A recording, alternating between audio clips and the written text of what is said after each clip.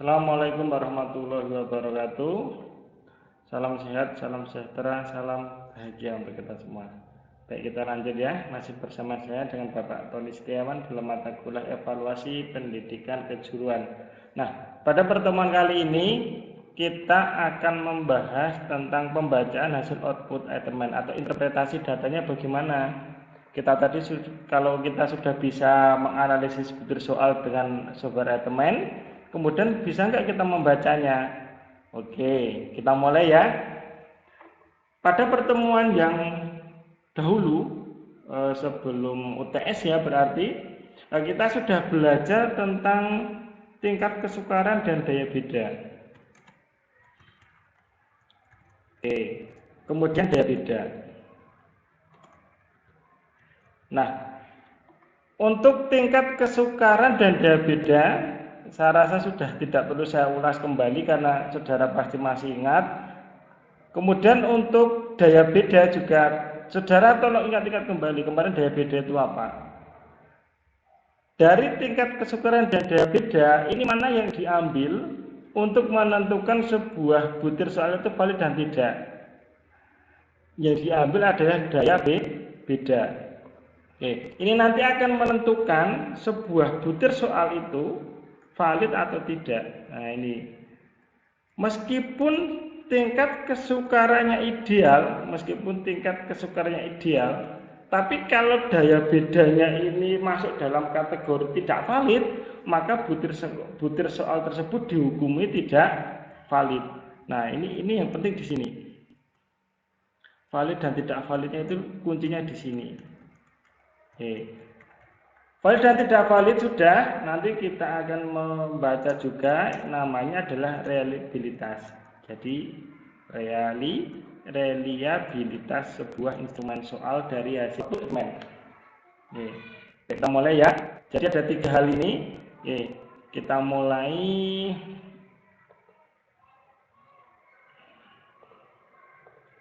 Nah, ini adalah hasil outputnya tadi yang sudah kita analisis. Akan tampil data seperti ini. Item and test analysis program, kemudian ini ada keterangannya dan sebagainya.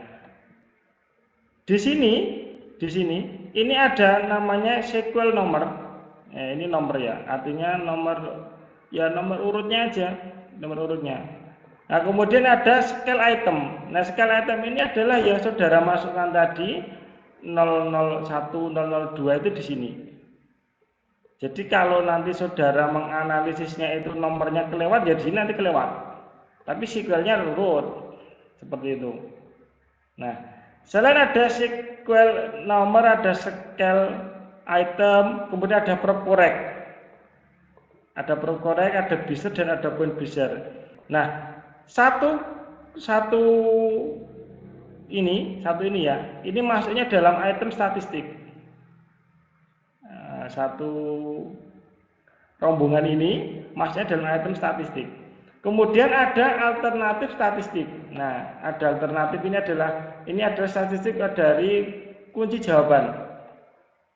Dari kunci jawaban. Ya, ada alternatif kunci jawabannya tadi, ada prop endorsing, ada biser, ada point biser key. Kita akan kupas satu persatu. Oke, bisa terima ya. Baik. Kemudian di sini akan ada tanda bintang seperti ini, ada tanda bintang. Ada tanda bintang. Pada soal nomor 1 tanda bintangnya ada di C. Soal nomor 2 tanda bintangnya ada di B. Nah, itu apa tanda bintang? Baik, kita cek dari kunci jawaban tadi. Nah, soal nomor 1 kunci jawabannya apa ini? C. Nomor 2 B, nomor 3 B. Nah, tanda bintang di sini menandakan ini adalah kunci jawaban. Gitu ya. Tanda bintang. Oke. Ini. Nah, tanda bintang ini kunci jawabannya. Oke, next. Kita lanjut. Baik, dari sekian banyak data ini mana yang dipakai? Oke, mana yang dipakai? Yang dipakai jelas ini scale item, berarti nomornya ya. Oke, semuanya dipakai sebenarnya, semuanya dipakai. Hanya saja yang mana itu tingkat kesukaran, yang mana itu point besar. Prop korek ini adalah tingkat kesukaran. Adalah tingkat kesukaran. Kemudian Bezier dan point Bezier ini Bezier real bacanya. Bezier real dan point Bezier real ini adalah daya beda. Jadi dalam satu kategori ini nanti sudah mewakili satu soal tersebut, satu butir soal tersebut valid dan tidak. Dilihat dari sini. Dia dari prop korek, proportional korek, sama point Bezier. Nah, kemudian di alternatif statistik ini jika saudara ingin mengetahui lebih lanjut, ini tidak ada masalah ya, ini tidak ada masalah, ya tidak ada masalah.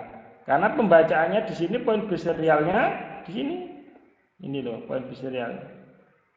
Ini akan sama dengan ini, dan ini akan sama dengan ini.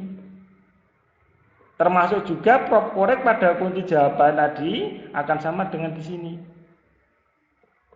Ini 5 ini ya, mohon maaf, 1, 2, 3, 4 ini mengambil dari data pada kunci jawaban. Gitu.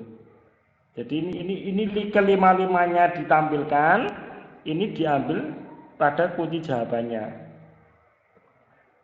Seperti itu. Nah, kemudian ada nomor 2.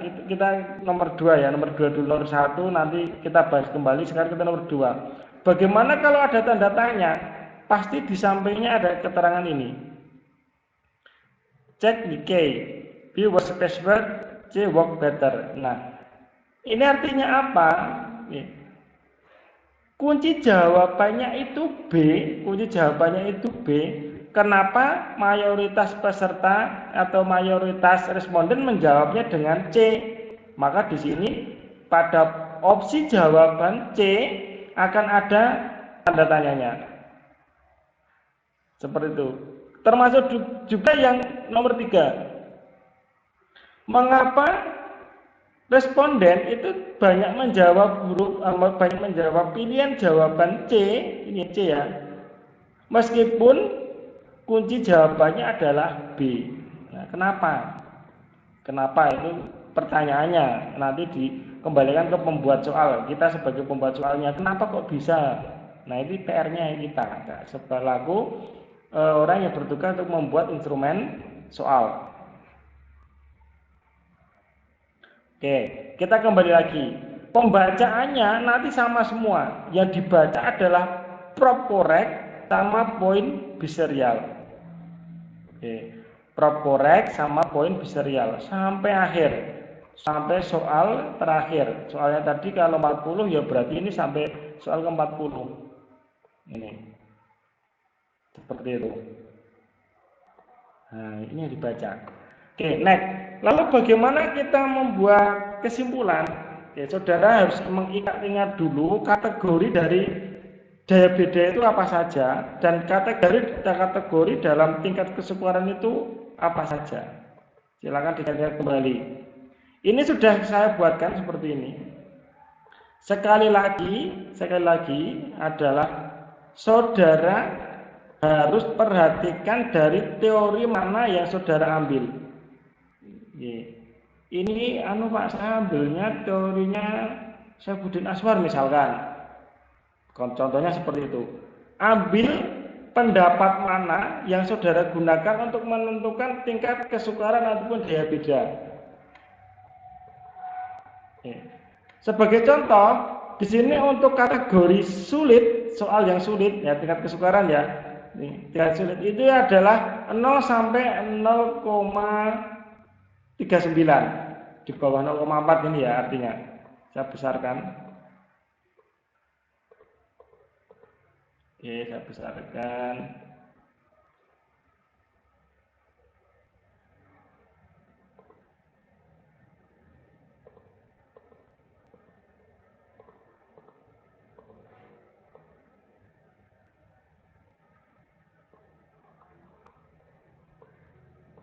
Nah, Terlihat tidak ini? Terlihat ya? Baik. Nah, di sini akan ada tingkat kesukaran dan diabetes yang harus kita rekap. Kalau 0 sampai kurang dari 4 berarti 0,39999 itu kategorinya sulit. 0,4 sampai 0,6999 itu ideal. Kemudian 0,7 sampai kurang dari atau sama dengan 1 itu mudah. Ini untuk tingkat kesukaran. Adapun untuk daya beda itu jika kurang dari 0,3 itu dikatakan tidak valid. Namun di atas 0,3 sampai 1 itu dikatakan valid. 0,3 sampai 1 dikatakan valid. 0,3 ke atas. Ini kurang dari 0,3, jadi 0,2999 itu dikatakan tidak valid. Kemudian 0,3 ke sana sampai 1 ini dikatakan valid. Nah, ini saya sudah membuat rekapan di Excel seperti ini karena saya suka Excel ya, artinya gini, gampang itu loh, kalau membuat rumus tinggal nanti diseret aja nanti keluarlah hasilnya seperti itu.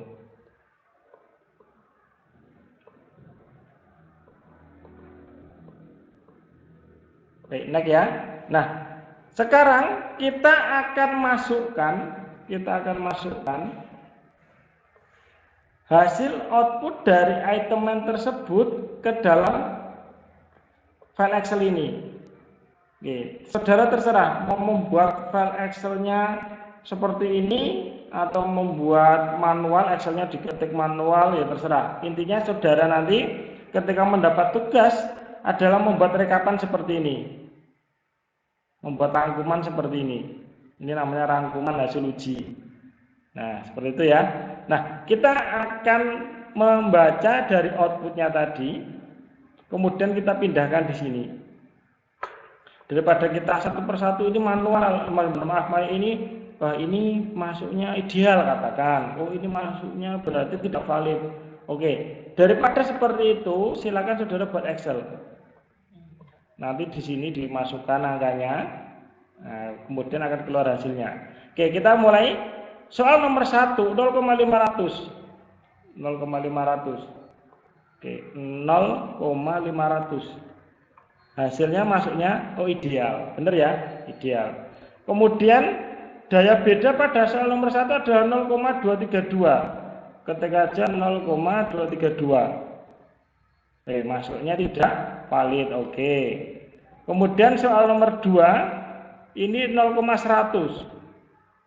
0,100. Masuknya sulit. Wah, ini soalnya sulit, berarti ini bagus ini. Belum tentu. Kita lihat dulu sulit, bisa nggak daya bedanya membedakan antara pintar dan tidak pintarnya. Oke, di sini ada minus. Kalau minus ini masuknya di bawah 0. Jadi tetap masuknya di bawah 0 karena minus. Minus 2 minus 0,272. Oke. Minus 0,272 masuknya tidak valid. Di sini di bawah 0,3 tidak valid. Oke, next. Soal nomor 3. 0,050. Wah, ini soalnya sulit sekali, ini berarti bagus, belum tentu juga. 0,050. Oke, masuknya sulit. Tapi bagaimana minus 0,119?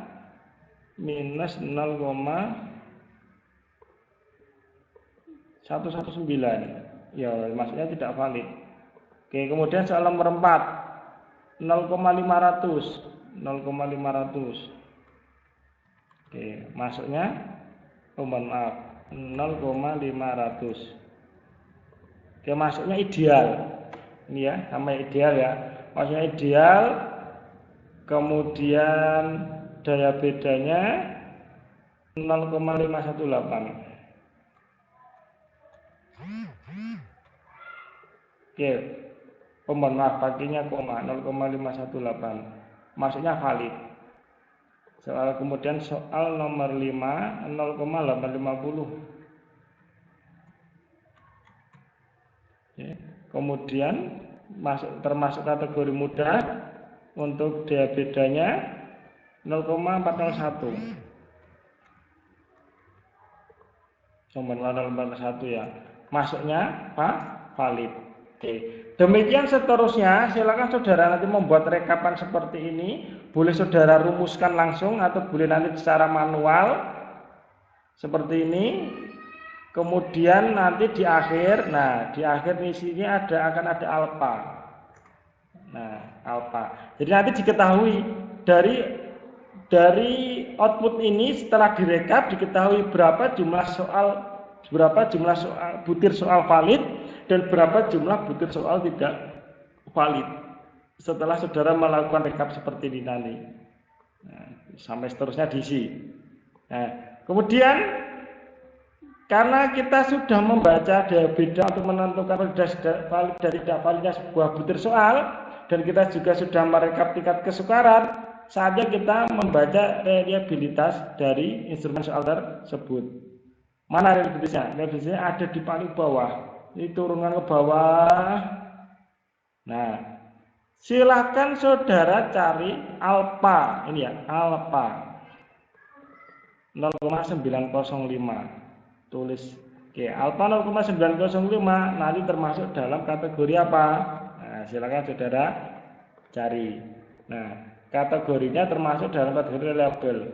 Tergantung pendapatnya siapa. Karena ada berpendapat kalau di atas 0,7 atau 0,7 ke atas itu reliable, tapi di bawah 0,7 tidak reliable. Tergantung saudara mau pakai mana, terserah, yang penting ada dasarnya. 0,9 jelas reliable. Pendapat manapun mengatakan 0,9 itu reliable. Cukup jelas ya. Jadi dari output SPSS ini, dari output SPSS ini dapat diketahui tiga hal. Yang pertama tingkat kesukaran, atau di sini dibacanya adalah